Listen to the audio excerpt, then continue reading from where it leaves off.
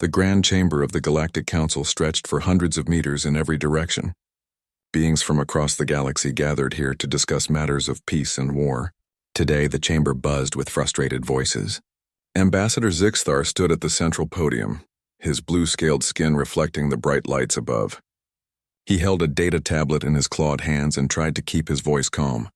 "This is our 5th peace offering," Zixthar said. "The humans continue to ignore us. They fight our ships. They reject our messages. They refuse to even discuss terms." The other ambassadors murmured among themselves. Some looked angry. Others seemed confused. The Galactic Council had existed for 3,000 years. In all that time, every new species eventually joined. Some joined after being conquered. Others joined voluntarily. But all of them joined. Until now. Far from the council chamber, Captain Jake Morrison stood on the bridge of his warship. The vessel was called Defiance, and the name fit perfectly. Jake was a tall man with short brown hair and tired eyes. He had been fighting council ships for 8 months straight.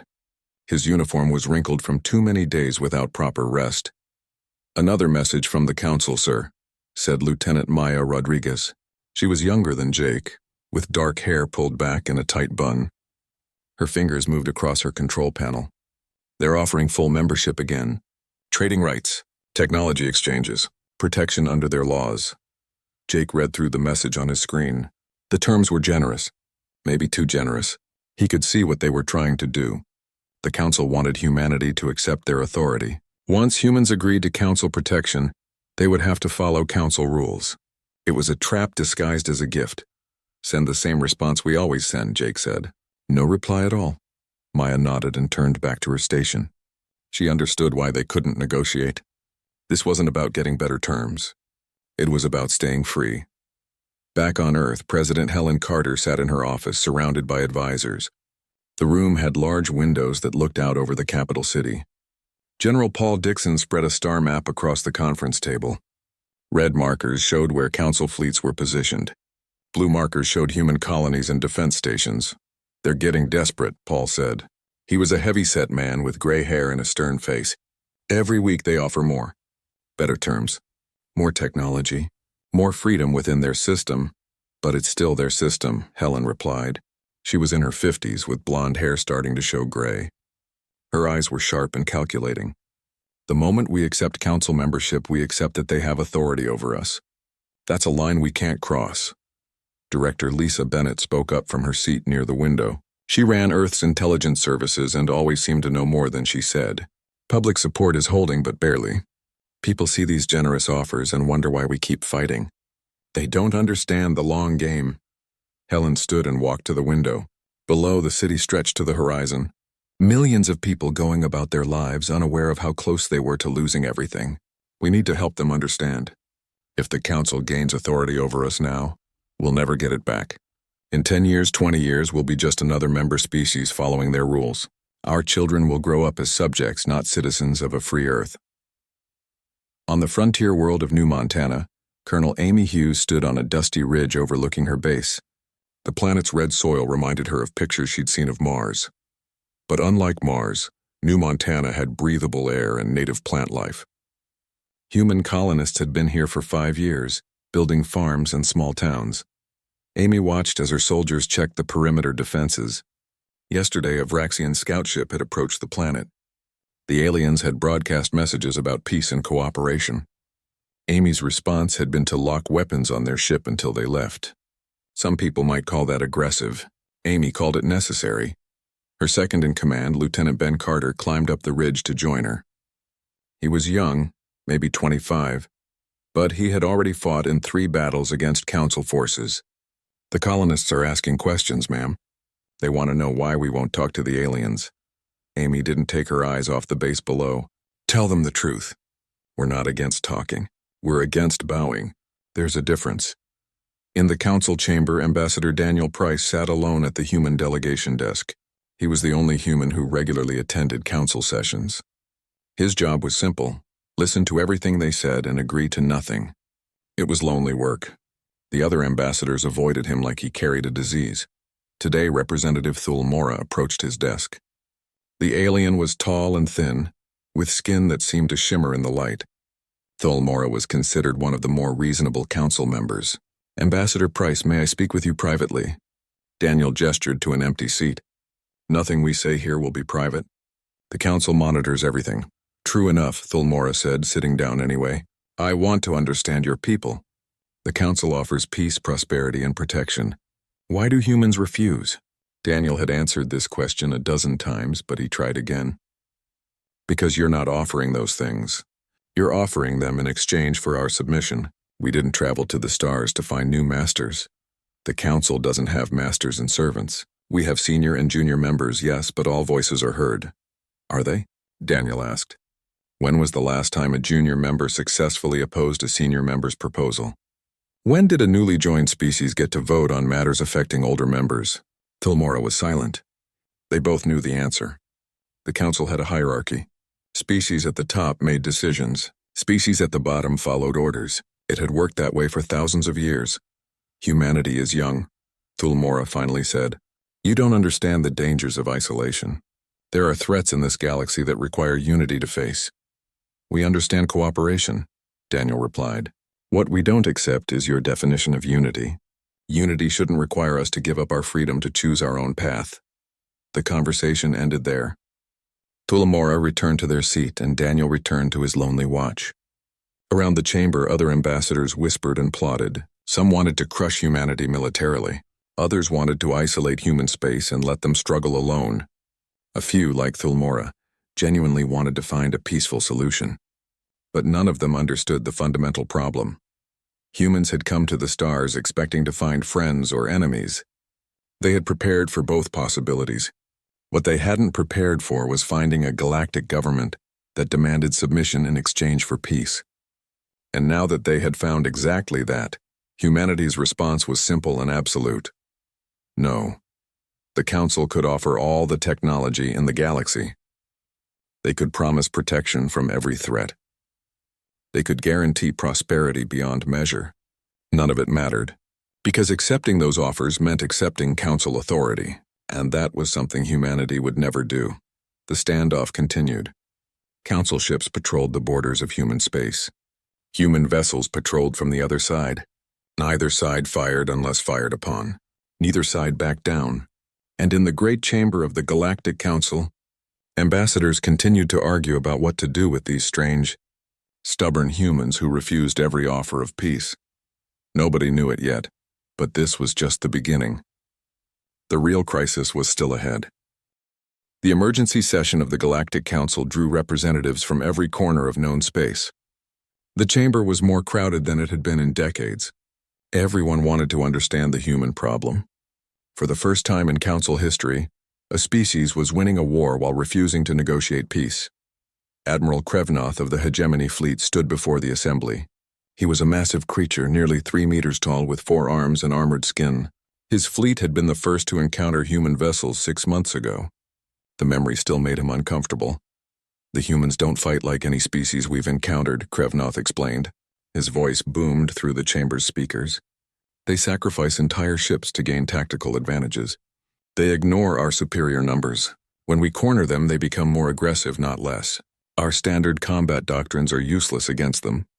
Murmurs spread through the chamber. Several ambassadors looked at each other with concern. The Hegemony had one of the most powerful military forces in the galaxy.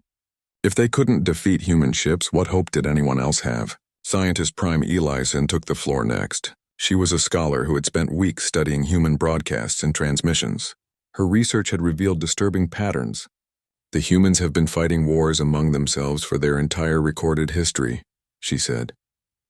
"While most species discover space travel during periods of peace and unity, humans reach the stars while still divided into competing nations. They have developed thousands of different ways to fight. They study warfare like we study science." An ambassador from the collective stood up. "Surely their division makes them weaker. A united species is always stronger than a divided one." Elison shook her head. "That's what we assumed. But their division created competition. Each human nation developed its own military strategies. When they finally unified for space exploration, they combined all of those strategies.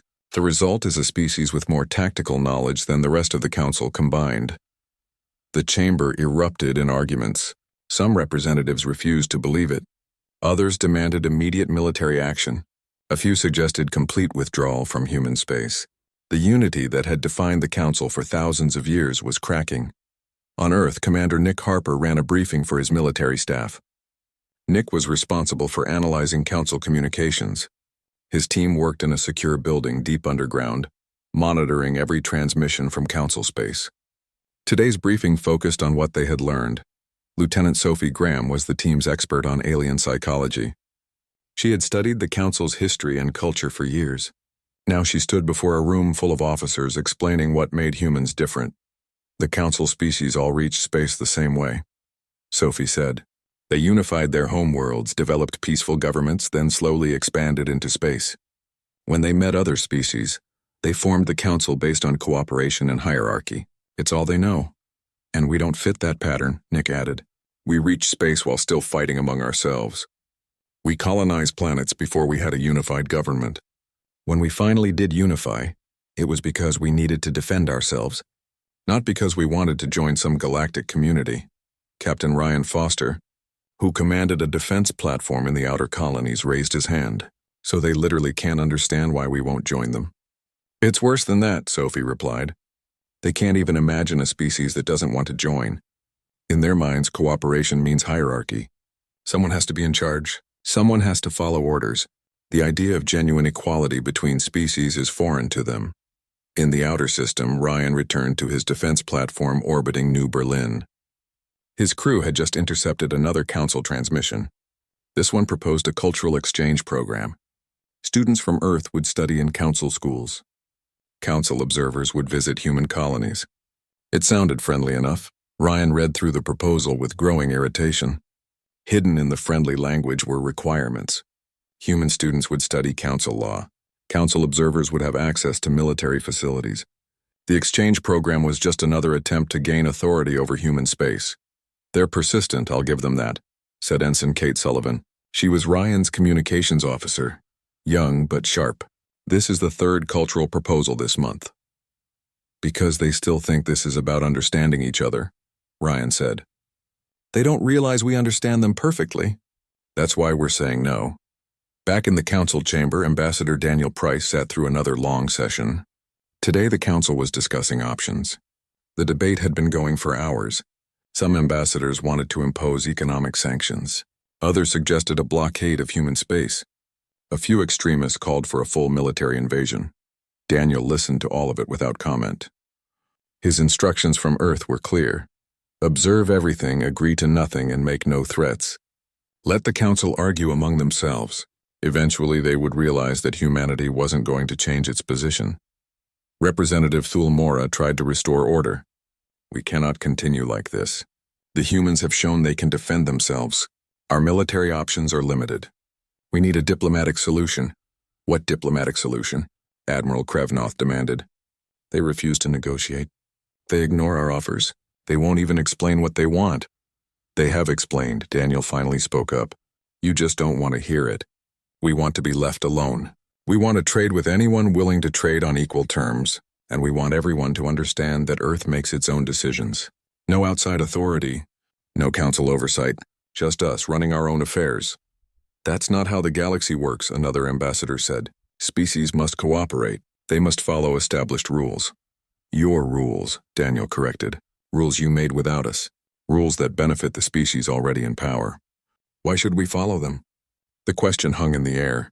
Nobody had a good answer. The Council's rules had been created by the founding species thousands of years ago. New members joined and accepted those rules because they had no choice. They were either conquered or so weak they needed Council protection. But humanity was neither conquered nor weak. On the frontier world of New Montana, Governor Lucy Martinez met with her staff. Lucy had been elected by the colonists to run their settlement. She was a tough woman in her 40s who had spent her whole life in space. Earth was just a distant memory to her. New Montana was home. The Council is talking about sanctions, her assistant reported. They might try to stop trade ships from reaching the colony. Lucy snorted. Let them try. We're self-sufficient. We grow our own food. We manufacture our own equipment. The only thing we import is luxury goods, and we can live without those. That was humanity's advantage in this crisis. Human colonies had been designed to survive alone if necessary. Every settlement could produce its own food, water, and basic supplies. It made them harder to control through economic pressure. "What if they try something more direct?" her assistant asked. "Military action?" "Then we fight," Lucy said simply. "Same as we've been doing. The council knows we'll make it expensive for them. That's why they keep trying to negotiate instead of just attacking." In Council Intelligence Headquarters, Operative Zalquin compiled a disturbing report. Zalquin had been tracking human expansion patterns for months. The data revealed something the Council had missed. Humans hadn't just stumbled into space. They had prepared for contact with hostile aliens. The report showed how human colonies were positioned. Each one was in a system the Council considered marginal. Poor resources, difficult terrain, hard to reach. But together those colonies formed a defensive network. Any invasion would have to fight through dozens of fortified positions. The casualties would be enormous. They planned this, Zalquin told the Security Committee. Maybe not consciously, but their expansion shows deep paranoia. They positioned themselves to survive contact with any threat. That's why our military options are so limited. The committee members absorbed this news in silence. If humanity had spent decades preparing for the worst, then peace offerings wouldn't change their strategy. They were already living their worst-case scenario, and they were winning. General Paul Dixon reviewed the same intelligence from Earth's perspective. His analysts had noticed Council fleet movements. The aliens were repositioning, pulling back from forward positions. It could be a strategic retreat, or it could be preparation for a massive assault. "We need to be ready for anything," Paul told his staff. "The Council is running out of options. That makes them dangerous. Desperate people do stupid things." The standoff continued. Both sides watched each other carefully. Both sides prepared for war while hoping for peace. And both sides struggled to understand how they had reached this point. The Council had never wanted a fight. They had expected humanity to be like every other species, grateful for Council membership, eager to join galactic civilization. But humans weren't grateful. They weren't eager. They were suspicious, stubborn, and absolutely unwilling to surrender their independence. And that changed everything. 3 months into the standoff, the breaking point arrived without warning. A Krellian merchant ship called the Star Trader entered human territory.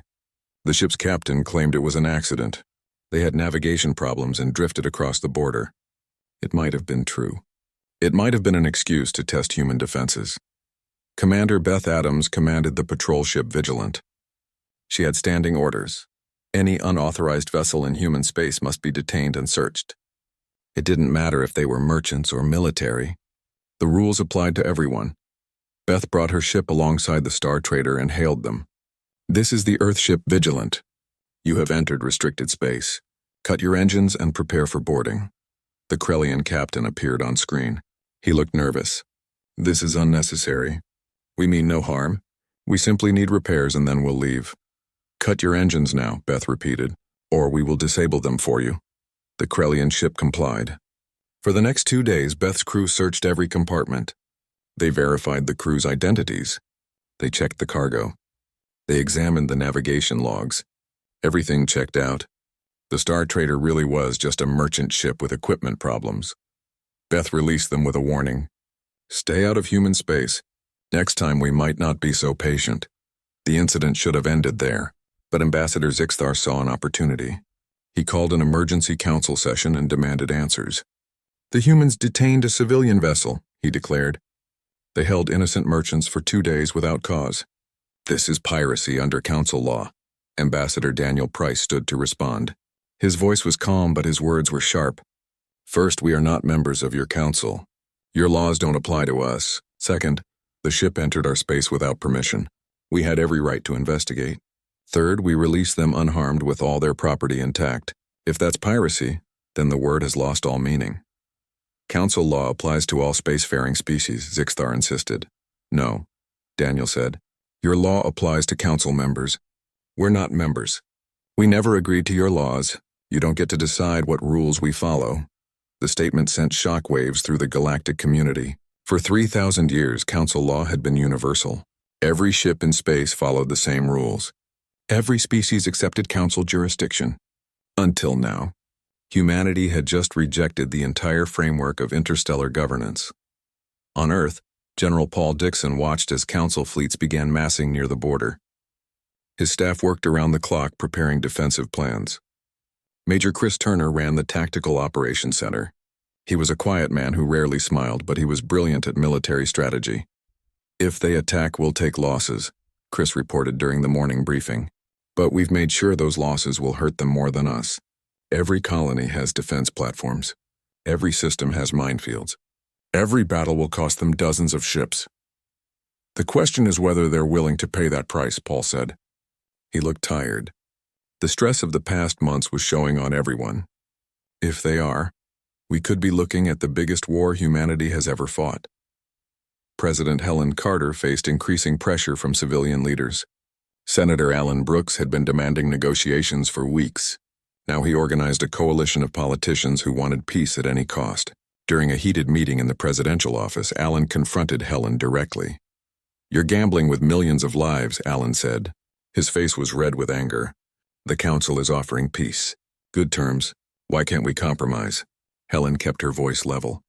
"Because compromise means accepting their framework. It means admitting they have authority over us.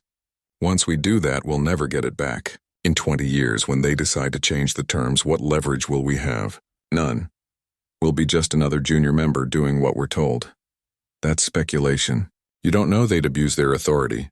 "I know their history," Helen replied. "Every junior member that's tried to assert independence has been slapped down. The council doesn't tolerate dissent. They dress it up in nice words about unity and cooperation, but the reality is simple. They rule, others obey. I won't sign humanity up for that future." Out on the frontier, the mood was different. Colonists like Governor Lucy Martinez supported Earth's position completely. Her people had left Earth specifically to escape crowded cities and bureaucratic governments. They weren't interested in trading one set of rules for another. "My grandparents came to space for freedom," Lucy told a gathering of colonial governors. "They wanted to build something new. If we let the council take over, what was the point? We might as well have stayed home." The other governors agreed. The frontier colonies were the most vulnerable to council attack, but they were also the most determined to resist. They had too much invested in their independence to give it up now. In the council chambers, the unity was breaking down. Species that had supported a hard line against humanity now reconsidered. The Vraxian Commerce Guild was losing profits from blocked trade routes. Vraxian merchants wanted access to human markets. Human goods were proving popular, and the guild didn't like missing out on profits. The Sentinel Collective worried about human expansion. If the standoff continued, humans would keep colonizing new systems. Better to negotiate now while humanity was still relatively small. Wait too long and they might become too powerful to contain. Representative Thulmora saw these divisions and tried to build consensus around a moderate position. They met secretly with ambassadors from several species. The goal was simple: find a way to end the crisis that didn't require human submission to council authority. "We've never faced this before," Thulmora admitted. "A species strong enough to defend itself but uninterested in joining our community. Our entire system assumes eventual integration. We need to accept that humanity might remain outside indefinitely." The suggestion was radical. Some ambassadors walked out of the meeting in protest. Others listened with interest. The council had always expanded by adding new members. But maybe expansion wasn't always necessary. Maybe some species could remain independent as long as they followed basic rules about not attacking others. Admiral Krevnoth represented the opposite view. He met with the Warhawks, ambassadors who wanted military action. "We cannot allow this precedent," Krevnoth argued. "If humanity remains independent, others will follow their example. The council's authority will erode. In 50 years, we'll be back to the chaos that existed before the council was formed." Both sides had valid points. The moderates wanted to avoid war. The Hawks wanted to maintain order. Neither side could convince the other. So the council remained paralyzed, unable to decide on a course of action. Captain Jake Morrison took the Defiance on patrol along the border. His crew was exhausted from months of constant alert, but morale remained high. His helmsman, Lieutenant Brad Collins, summed up the crew's attitude during a quiet moment on the bridge. "I'd rather be tired and free than rested and controlled," Brad said. Jake agreed. "The council doesn't understand that. They keep offering us rest, safety, protection, They don't realize those things mean nothing if we lose our freedom in the process. During that patrol, the Defiance encountered a Council reconnaissance drone in disputed space. The drone was gathering intelligence on human ship movements. Jake had to make a decision. Destroy it or disable it. Destroying it would send a strong message. Disabling it might be interpreted as restraint. Jake chose to disable the drone with an electromagnetic pulse. It would drift harmlessly until a Council ship retrieved it. He hoped they would understand the gesture. We could have destroyed your drone. We chose not to. We're not your enemy unless you force us to be. When Jake reported the incident to Admiral Patricia Young, she had different instructions. Next time, destroy it. We need them to understand we're serious. Restraint looks like weakness. Jake didn't like the order, but he understood it. The situation was escalating. Both sides were running out of ways to signal their intentions without actually fighting. Soon there would be no middle ground left. Either the Council would accept human independence or they would attack. And if they attacked, thousands of people on both sides would die. The breaking point had arrived. Everyone could feel it. In the Council chambers, ambassadors argued with growing desperation. On Earth, military leaders prepared for war. On the frontier, colonists reinforced their defenses. And in space, ships from both sides watched each other with weapons armed and fingers on triggers. Nobody wanted war. But nobody was willing to back down. And in situations like that, war becomes inevitable. The only question was who would fire the first shot and what would happen after. President Helen Carter made the decision on a Tuesday morning. She sat in the Situation Room, surrounded by her top military advisors. The tension in the room was thick enough to cut with a knife. Everyone knew they were about to cross a line. We can't wait for the Council to make the first move, Helen said. If they attack, we'll be fighting defensively. I want them to understand exactly what they're facing before any shots are fired. General Paul Dixon nodded. He had been preparing for this moment. Operation Clear Statement. We demonstrate our military capabilities across multiple systems simultaneously, not attacks, just exercises, but exercises that show them what a real war would cost. The plan was approved. Within hours, orders went out to every military unit in human space. 12 systems, coordinated demonstrations, all timed to begin at exactly the same moment. The goal was simple: make the Council understand that humanity was far more dangerous than they realized. Commander Nick Harper coordinated the operation from his platform. He had been given command of the Kepler sector demonstration. His orders were specific: run every combat drill in the manual. Show the Council observation posts exactly what human forces could do. Make it impressive. Make it scary. Nick gathered his officers for a final briefing. Remember, we're not actually attacking anyone. This is a show, but it needs to be a good show.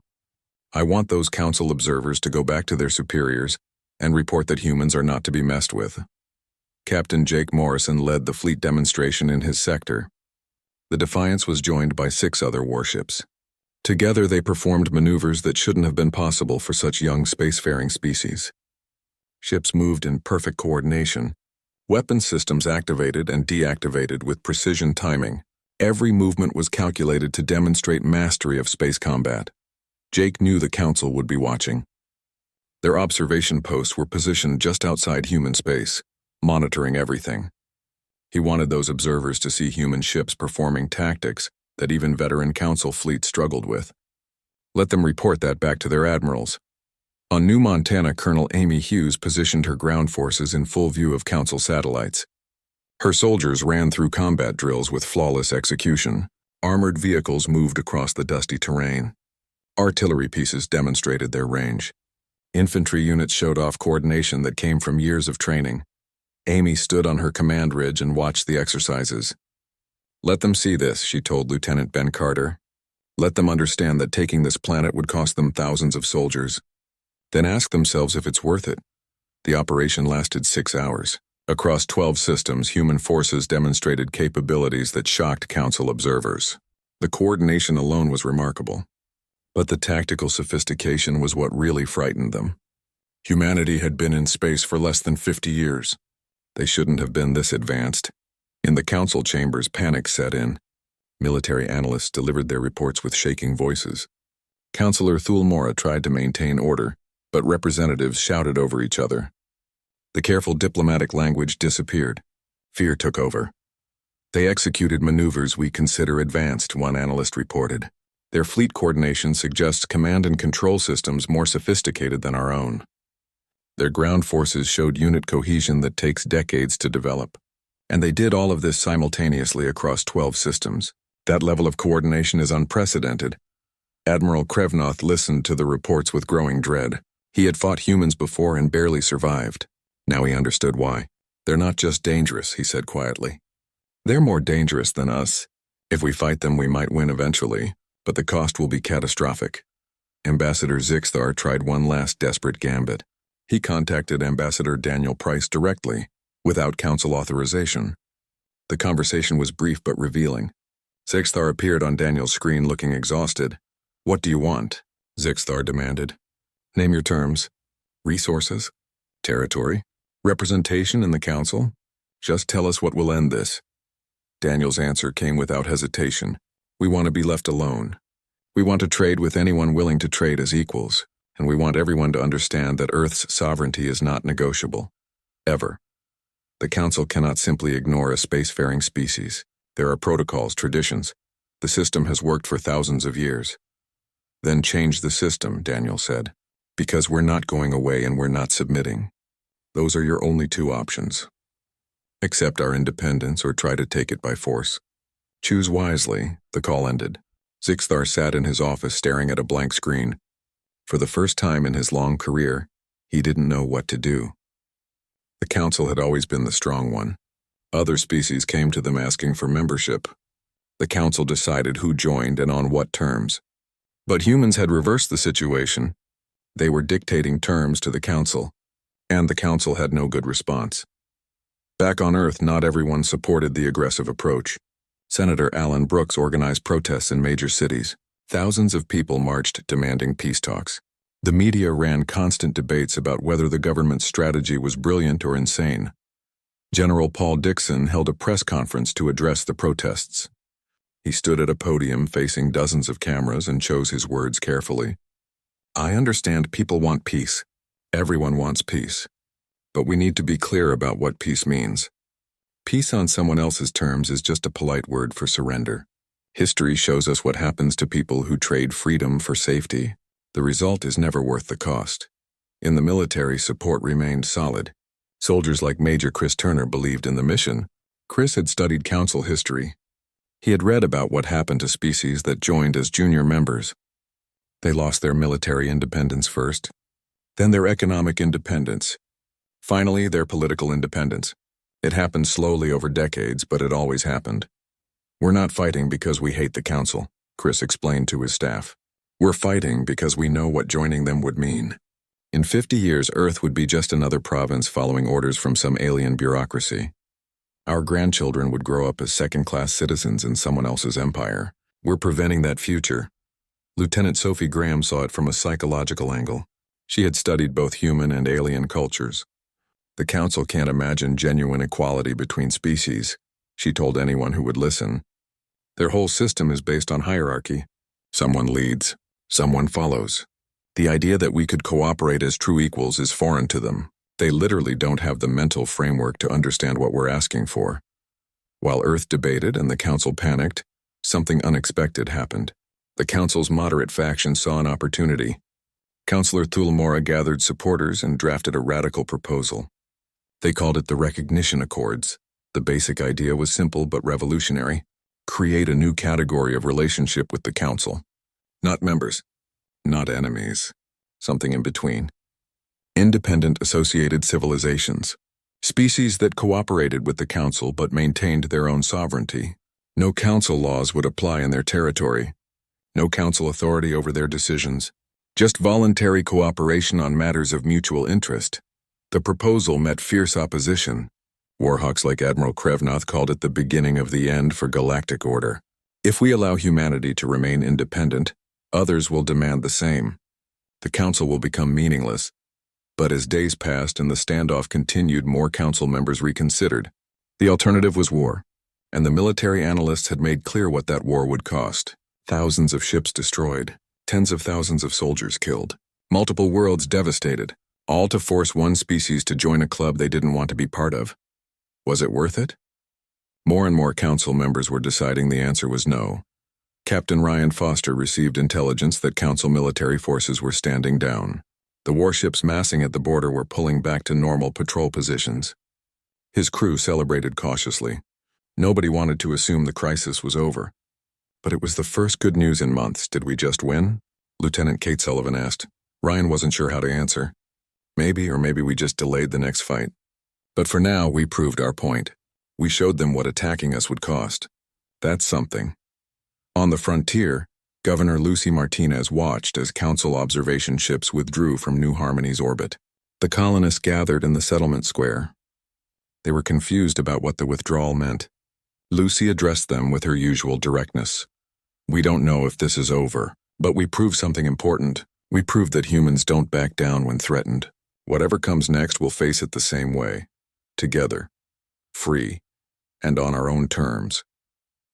The message spread across human space. From Earth to the furthest colonies, people began to understand they had witnessed something historic. Humanity had refused to submit. And the galaxy was learning to live with that reality. 6 weeks after Operation Clear Statement, the Galactic Council formally presented the Recognition Accords. Ambassador Daniel Price received the document in his quarters. He spent an entire night reading through every clause. His team joined him at dawn to discuss the details. Chief Negotiator Greg Palmer highlighted the key sections. They're offering a formal treaty recognizing human sovereignty. We'd have observer status in the Council, but no obligation to follow their laws. Trade agreements would be bilateral between us and individual species, and they acknowledge our right to expand into unclaimed systems without asking permission. It was everything humanity had fought for. But Daniel had learned to be suspicious of agreements that seemed too good. Where's the catch? Lieutenant Sophie Graham found it in the final section. Here, mutual defense provision. If we're attacked by forces outside the Council, we can request help. But the implication is clear. If something threatens the Council itself, they'd expect us to help them. The room went quiet. Everyone understood what that meant. Humanity had fought to remain independent. But this treaty would create obligations. Limited obligations, but obligations nonetheless. The question was whether those obligations were acceptable. President Helen Carter convened her cabinet to debate ratification. The discussion lasted for hours. General Paul Dixon supported the accords. We achieve our main objectives. Full sovereignty over human space. No council authority over our decisions. The mutual defense clause is standard for any treaty between equals. I can live with it. Senator Alan Brooks, who had opposed the confrontational approach from the beginning, surprised everyone by also supporting the treaty. It's not perfect, but it establishes something unprecedented, a framework where species can interact as equals instead of in a hierarchy. That's worth supporting. The debate continued for days. Some cabinet members worried about future complications. Others argued that isolation was never the goal. Humanity needed trading partners and allies. The recognition accords provided a path to both without sacrificing independence. Finally, Helen made her decision. We'll sign, but I want our reservations documented clearly. We're agreeing to cooperate, not to obey. If the Council tries to reinterpret this treaty in the future, I want our position on record. The vote passed both the Cabinet and the Congress. Earth would sign the recognition accords, but with clear language about what humanity would and would not accept. The lawyers worked overtime, making sure every word was precise. In the Galactic Council, the accords created lasting division. Councillor Thulmora led the faction that saw this as progress. They held a small celebration when Earth agreed to sign. For 3,000 years, we've assumed that unity requires submission. Humanity has proven that assumption wrong. Perhaps we should reconsider other assumptions as well. Admiral Krevnoth and the hardliners saw it differently. They met in private to discuss their concerns. We've shown weakness, Krevnoth said. Other species will demand similar treatment.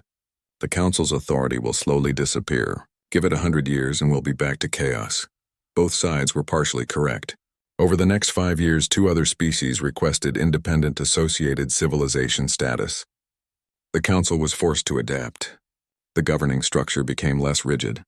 Instead of a ruling body that gave orders, the Council became more of a forum for coordination between equal powers. Captain Jake Morrison took the Defiance on humanity's first official diplomatic mission to Council space. He carried the signed recognition accords and orders to establish formal relationships with individual species. The reception was mixed. Some aliens welcomed human presence, others kept their distance. Jake's job was simply to exist visibly and prove that humans could operate in council space without causing problems. The first stop was a Vraxian trading station. The Vraxian Commerce Guild was eager to resume trade. Human goods had become popular in certain markets, and the guild didn't like missing out on profits. Jake negotiated a trade agreement that benefited both sides. It was a small thing, but it represented a new beginning. On the frontier, life continued with new confidence. Colonel Amy Hughes oversaw the establishment of 3 new settlements on New Montana. The planet's population was growing. Families were moving there permanently. Children were being born under alien suns. It was exactly what the colonists had hoped for. Governor Lucy Martinez signed bilateral treaties with 2 alien species. The agreements were simple: mutual recognition of borders, exchange of ambassadors, basic trade in goods and services. Nothing complicated. Nothing that compromised anyone's independence. Just practical cooperation between neighbors. Not everyone was satisfied with the outcome. Some humans felt the recognition accords compromised too much. Why accept any obligations to the council at all? Some council species believed humanity had been rewarded for bad behavior. Why should they get special treatment just because they threatened war? But gradually a new normal emerged. Human ships traveled through council space with proper documentation. Alien merchants visited human colonies to trade. Diplomats met and negotiated on specific issues without arguing about who had authority over whom. Commander Nick Harper hosted the first joint military exercise between human and Sentinel collective forces.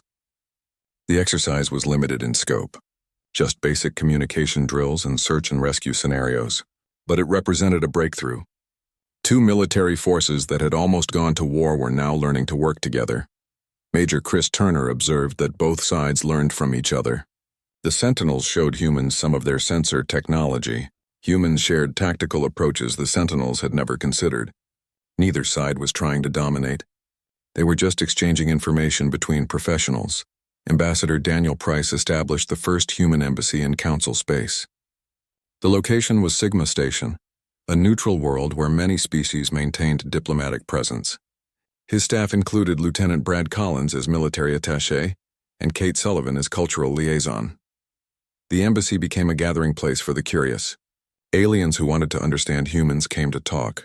Humans traveling through council space stopped by for help. Slowly, relationships formed, not based on hierarchy or submission, but on genuine mutual interest. 5 years after the recognition accords were signed, President Helen Carter gave her farewell address. Her presidency had been defined by the confrontation with the council. History would debate whether her approach had been wise. But Helen had no regrets. "We came to the stars seeking freedom," she said to a packed auditorium. "When threatened, we refused to surrender what we'd traveled so far to find. Some people call that stubbornness. I call it principle. Future generations will face their own challenges and make their own choices, but they'll do so as free people, not as subjects of some distant authority. That legacy is worth any price we paid." The audience applauded, but not everyone agreed. The debate about whether confrontation had been necessary would continue for decades. Some historians would praise Helen's courage. Others would criticize her for risking war. Both sides would have valid points. In the Galactic Council chambers, a new generation of representatives debated the human precedent. The old certainties had been challenged. The assumption that advancement meant integration was now questioned. And across dozens of species, individuals began asking difficult questions about their own relationships with the Council. Counselor Thul Mora, now in the final years of their service, reflected on the changes. Humanity didn't destroy the Council. They forced us to evolve. Perhaps that's what the galaxy needed, a reminder that there are multiple paths to civilization among the stars. On Earth, monuments were erected to those who had served during the crisis. Captain Jake Morrison returned home to a hero's welcome. General Paul Dixon retired with honor. And in classrooms across human space, children learned about the day humanity refused to bow. The story didn't end with the recognition accords. It was just the beginning. Humanity had secured its independence. But now came the harder task, proving they could thrive while maintaining it. New challenges would come. New threats would appear.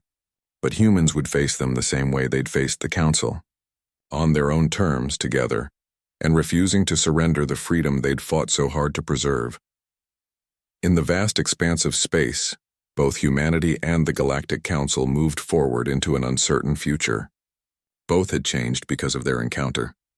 Neither knew exactly what would come next, but both understood that the galaxy was larger and more complex than they had imagined. The crisis had taught important lessons. The Council learned that unity doesn't require uniformity, that cooperation doesn't demand submission, that perhaps the galaxy was big enough for different ways of organizing civilization. Humanity learned that isolation wasn't sustainable, that other species could be partners instead of threats. That strength alone wasn't enough. You also needed wisdom to know when to fight and when to cooperate. Years passed. Decades passed. The recognition accords became normal. New species joined the Council through traditional membership. Others chose the independent associated path. The galaxy adjusted to having multiple ways of relating to each other. And on a small blue planet called Earth, people looked up at the stars with